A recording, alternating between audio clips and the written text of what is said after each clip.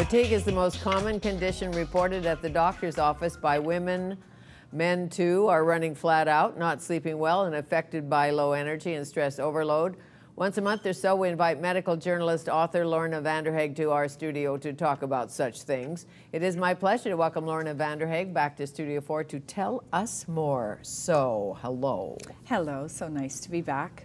And so many people tired of feeling tired. Well, we were in the green room getting makeup on, and we were discussing how all of us are tired. I mean, we know about fatigue because you get up in the morning, even though you slept all night, and you just want to go back to bed because you're tired. And I think it's because we're doing a lot. Women are doing a tremendous amount of things. They're working full time, they're looking after families, they're cleaning their house, and it's taking its toll. It really zaps us. It does. However, there are some people who are always Energizer bunnies. Yes. Even if they didn't get through the night sleeping, they are always perky, happy, yes, energetic. So well, what do they know that the others don't? Well, you can run on empty for a long time as well. When the body finally says no, because you've been going like the Duracell bunny for 20 years, those people then just simply can't get out of bed.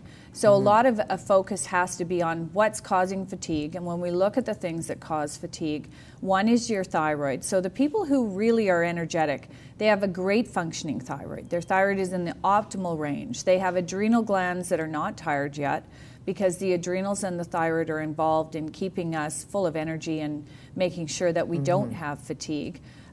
Underlying viral infections that just don't get dealt with. So if you've got those swollen glands in your neck and you're always tired, you may have a viral condition, you know, maybe herpes, maybe human papillomavirus, but something that's really taking its toll on the body. And when you have one of those weeks, one of those stressful weeks, how does stress affect us? Well, energy-wise. Well, when we talk about stress and energy, that's the big connection. So we have these glands, they're called the adrenal glands, they sit on top of our kidneys.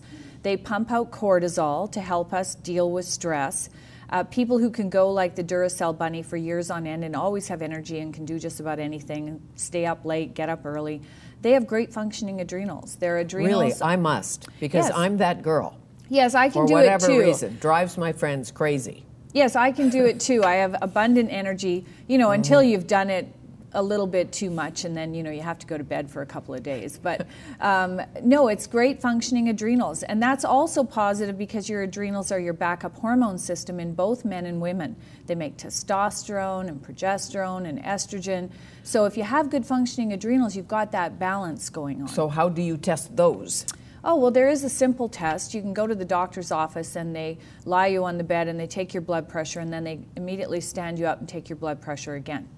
And the difference between those two blood pressures, you know, if you have no change between lying down and standing up, then we know that you're probably pretty flat. We can do saliva tests for cortisol. We can do blood tests.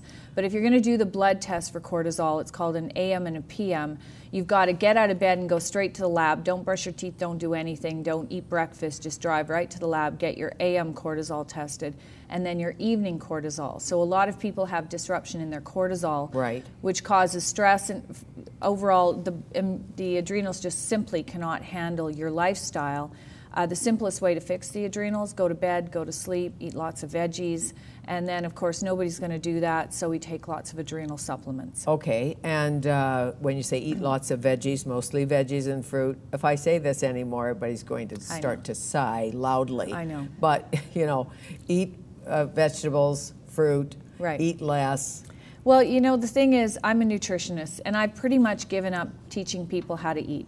Because people are going to eat the way they eat until they get a death sentence. When you get cancer or heart disease, then people change the way they eat. But otherwise, we just simply don't because it's ingrained in us.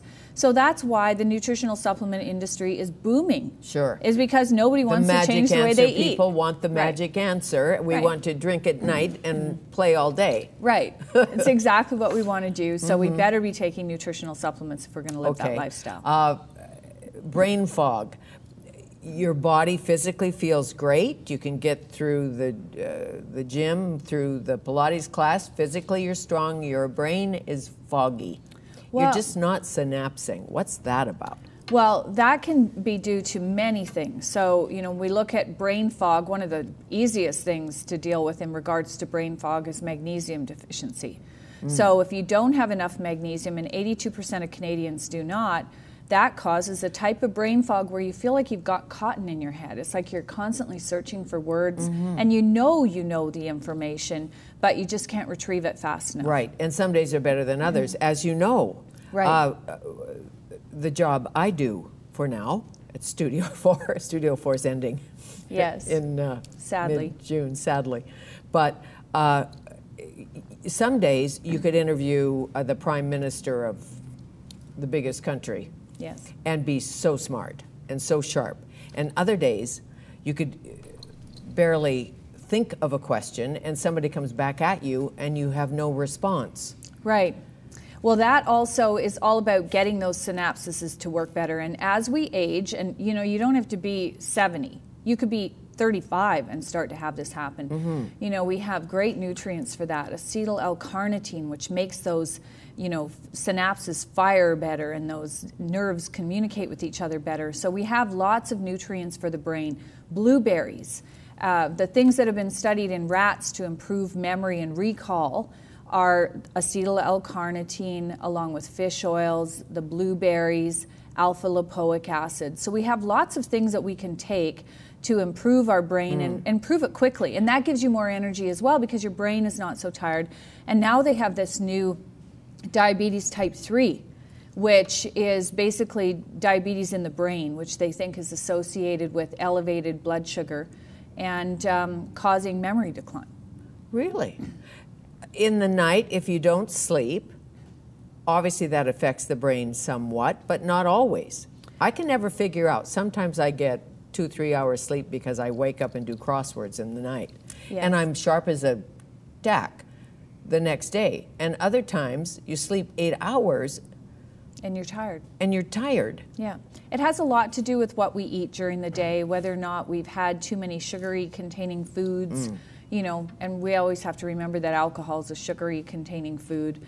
And so it has a lot to do with that. But if we don't get 7 hours sleep at night, it raises our blood sugar, it raises our blood pressure, it causes memory decline. So that 7 hours of sleep at night gives you it's our regeneration period. So a lot of people are not sleeping. The numbers are huge in Canada as to the people who do not sleep. And I can tell because I play Words with Friends. So, there are a lot of people up at 3 a.m. playing Words with Friends. So, sleeping at night is incredibly important. And I tell people who come to my lectures and my talks that if they are not sleeping at night, that's what they have to focus on. So that's where we have melatonin supplements, we have sleep herbs, we have all kinds of things to get people to sleep and keep them asleep. Well, I find I can do 3 hours, easy. And then you wake up bright as a daisy. That's adrenal exhaustion. The Really? classic sign of adrenal exhaustion is you fall asleep fine, no problem falling asleep. You wake up 3 or 4 hours later, wide awake, and then around 5 o'clock you could crash back to sleep Exactly. again. And you do. Yes. That's the problem. Yeah. And you have to get up at 5:30. Right. And then you're really tired. Yes, that's a classic sign of adrenal exhaustion. Coffee, craving coffee, liking salty foods. That's another sign. Difficulty handling stress. Those are the 4 main signs of adrenal exhaustion. But in women, when we start to get this waking up in the middle of the night, and especially if you wake up and you're also worrying about things, that is definitely an adrenal exhaustion symptom. And we just put people on adrenal support herbs, and it's really important because the adrenals and thyroid are directly linked. Okay, well, you say worry about things. More than that, you create disaster. Right. Right? I don't know, maybe I'm the only one, but No, most you're people not. I know who wake up at 3 in the morning, they don't create any happy scenarios. No, you're thinking of all the things you didn't do, all the things you should have done. Oh my goodness, I didn't do this, now that's going to happen. And you've got everything all in a nightmare before you fall back to sleep. Sure, good Hollywood movie. Right, and this is you're common. broke, you're living under a bridge. This is incredibly common today because we have this very stressful lifestyle. The on-the-go 24/7 lifestyle takes its toll with our mind, the way we think, Sure. and those poor adrenals are really suffering. There's something you don't see, and our doctors never talk about. It's not like they check them like they do our cholesterol levels, Right. and yet we should be doing a double check. See, I understand if you're a Navy SEAL and you're in some kind of danger and you have to flee, Right. or kill someone or something like that. Now that would be stressful, and I'm sure it would shoot up Right, but all of your alerts. But for the average person, it's that chronic stress where every day you've got one thing after the other to do, and it has to get done. And then you've got kids you've got to pick up at 3, and then you have homework and dinner and laundry, and then you've got your husband waiting for you at 11 o'clock at night, and you're completely wiped out. And you do this day after day after day. It can become overwhelming. And then for women who work full-time and have careers, especially challenging careers, they're up writing scripts at 11 o'clock at night. Right. Yeah. You know about that. I do. Well, I don't, some people say, I don't feel stressed, but I must be. I don't feel stressed, but I must be because I'm tired. So how do you identify the stress? And I know that's individual, for sure. Yeah. It's if you do not have time for yourself where you can just sit down, breathe, read a book, relax, enjoy yourself, and not be feeling guilty because you have 500 other things to do. Okay, silence. That's the stress. Silence. Yeah. Dr. Alan Logan was in town. He's written a new book on brain and nature, and he talked about at length how important it is that you smell the fresh air, get away from your computer, walk in the woods, and if you're exercising, much better to exercise and run through a forest than in a sweaty gym. And have bare feet and touch the earth and all those things. I love him, and he's Human absolutely animals. right. And we are too stressed, and we have too much going on every day. And as a result, it's causing tremendous fatigue and lots of insomnia. No kidding. Yeah. Lorna Vanderhaeghe, our guest, she is a medical journalist, a medical researcher, an expert in women's health, and she's written several books, Smart Woman's Guide to Hormones, Sexy Hormones, Healthy Immunity. Now, when we come back, I want to talk to you about sex, because it seems to me when you make love, you go to sleep. Yes. And you feel all good and happy. So there must be something going on in the body. There is. Okay, we'll come back.